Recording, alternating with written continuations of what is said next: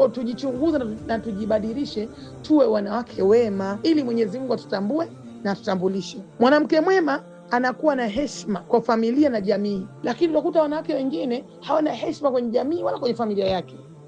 Lakini ukishakuwa na heshima kwenye jamii yako na familia yako, basi tunakuingiza kwewe kuwa ni mwanamke mwema. Ndio katika zile sifa za wema, na tabia njema. Mwanamke mwema ni mvumilivu na mwenye subra. Mwenyezi Mungu Subhanahu wa Ta'ala ameizungumza subra. Kwa hiyo tujitahidini subra, wasta'inu bisabri was-salah. Tujitahidi kuwa na subra na kufanya ibada mbalimbali ili tuingie katika sifa za wanawake wema. Sasa namba 1, sifa ya mwanamke mwema. Sifa ya mwanamke mwema ni mcha Mungu.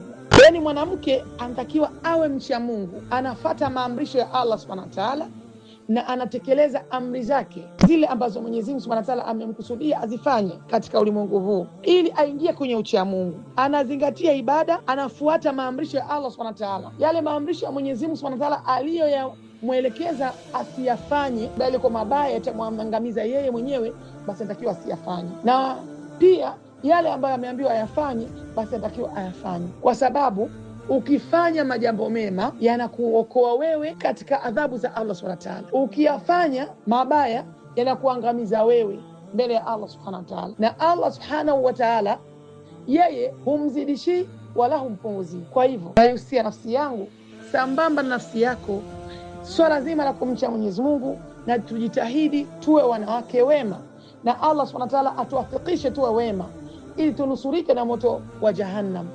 Inshallah, endelea kufuatilia katika chaneli yetu Raya Online TV, Nuru ya Qur'ani. Wabillahi tawfiq. Wa hadha, assalamu alaikum wa afwa minkum.